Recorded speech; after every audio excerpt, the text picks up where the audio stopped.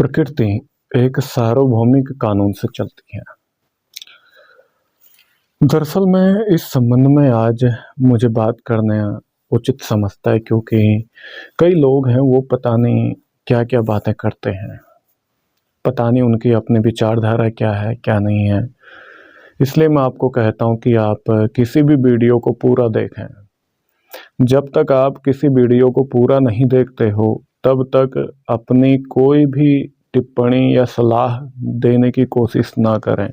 कई बार ऐसा होता है कि आप जो सलाह देते हैं, वो बात वीडियो में ऑलरेडी बताई गई होती है, या फिर आप मन मर्जी मुताबिक उल्टा-सीधा अगर लिख देते हैं कमेंट में, तो उससे एक चीज़ क्लियर हो जाती है कि आप उस वीडियो के खिलाफ हैं या उस धर्म के खिलाफ है जिसको आप मानते हैं। क्योंकि वीडियो में कई ऐसी चीज़ें होती हैं जो आप बिना देखे सोचे विचारे उल्टा-सीधा लिख देते हैं।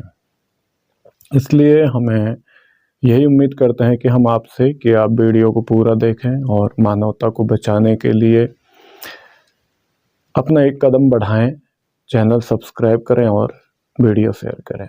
चलिए समय ज़्यादा ना जाया करके मैं मेन मुद्दे पर बात करता हूँ कि जो पूरी प्रकृति है ये हमारे चारों तरफ ये एक सार्वभौमिक नियम पर काम करती है, यानी कि कानून पर काम करती है।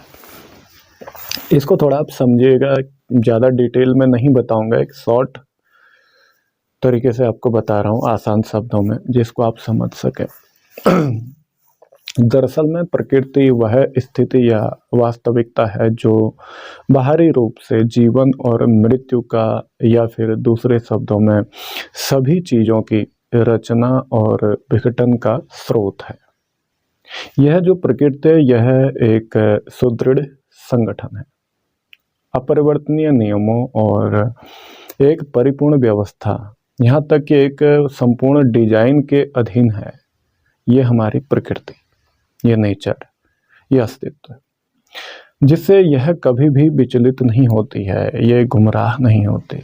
यह इस हद तक सत्य है कि यदि आप अंतर्दृष्टि और विवेक की दृष्टि से देखेंगे तो आप देखेंगे कि सभी चीज़ें जो यहाँ मौजूद हैं, सबसे छोटे अदृश्य परमाणु से लेकर और अस्तित्व की दुनिया के सबसे बड़े गोले, यानी कि कहने का मतलब मेरा यह है कि अगर आप सूक्ष्म से सूक्ष्म जीव को देखें और बड़े से बृहत गोले को या पिंड को या ग्रह को देखें, जैसे कि सूर्य या फिर अन्य जो तारे हैं या जो चमकदार जो पिंड होते हैं वो, या उनको अलग अलग हम नामों से जानते हैं, अलग अलग गैलेक्सीज में वो होते हैं।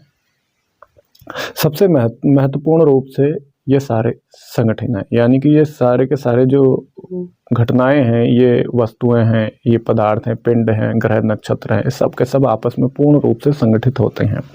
चाहे वो उनके क्रम से हों या उनकी संरचना हो, या फिर उनके बाहरी जो रूपरेखा या उसकी वजह से हो, या फिर उनकी गति के संबंध में हो, उनकी चाल के संबंध में हो, उनके घूर्णन की अवधि के संबंध में हो, और यह कि सभी एक सार्वभौमिक कानून के अंतर्गत हैं। ये परम सत्य है जिससे वे कभी भी विचलित नहीं होते हैं, गुमराह नहीं होते हैं और भटकते नहीं हैं।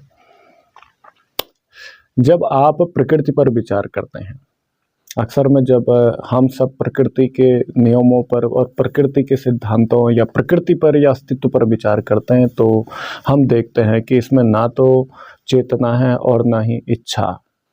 उदाहरण के लिए मैं आपको एक छोटी सी बात कहना चाहूँगा। आग की प्रकृति जलना है, यानी कि जो अग्नि है उसकी प्रकृति है जलना।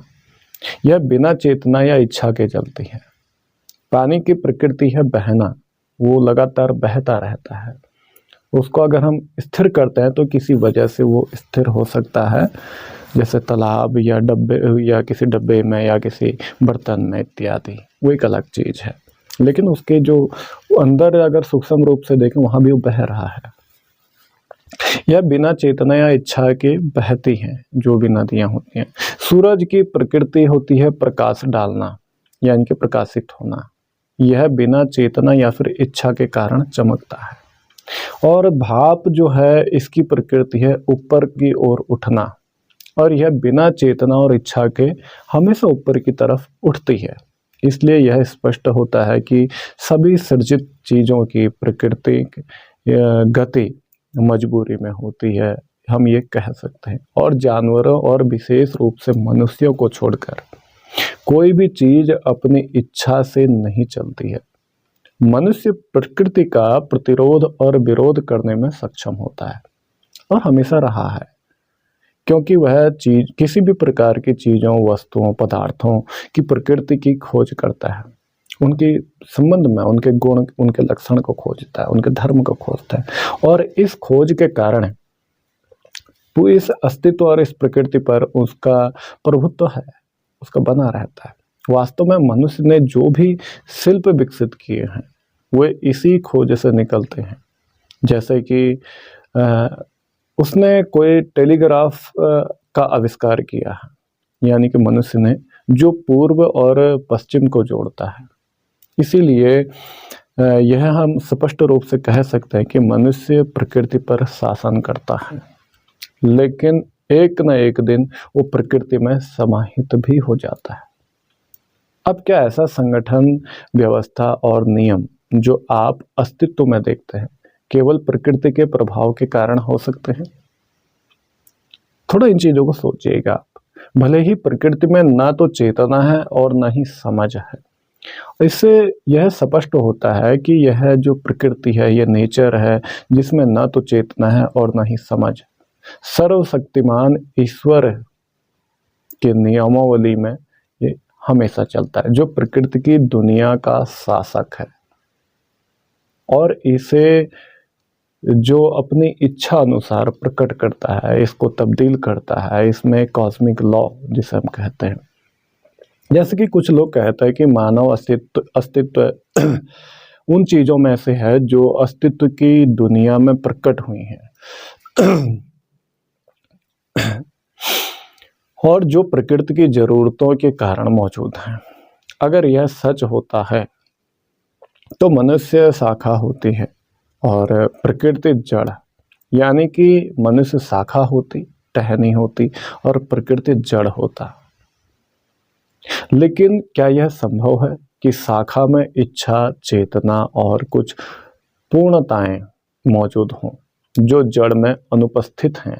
इसे थोड़ा आप विचार कीजिएगा। और यह हम इस बात से स्पष्ट कर सकते हैं कि प्रकृति अपने मूल स्वरूप में ईश्वर की शक्ति की मुट्ठी में है, हम ये भी इसे कह सकते हैं। और यह वह शाश्वत और सर्वशक्तिमान परमेश्वर है जो प्रकृति को आदर्श नियमों और संगठनों, सिद्धांतों के अधीन रखता है और उस पर शासन करता है या फिर उसको चलाता है। हम ऐसी परिभाषा दे सकते हैं। उम्मीद करता हूँ कि जो ये प्रकृति का जो सार्वभौमिक जो नियम है, इसकी प्रवृत्ति है, इसकी प्रकृति है, इसको आप समझ चुके होंगे। आगे से आप इस प्रकृति को, मानव चेतना को बचाने के लिए जातिवाद, धर्मवाद, रूढ़िवाद और कट्टरवाद को ख़त्म करने के लिए अपना एक सहयोग करेंगे। वीडियो से शेयर करें, चैनल सब्सक्राइब करें, जिससे मानवता को बचा सकें किसी भी प्रकार के मतभेद से, किसी भी प्रकार के कर्मकांड या पाखंडवाद से, क्योंकि आज पृथ्वी पर मानव चेतना को गुमराह किया जा रहा है अलग अलग सिद्धांतों के नाम पर।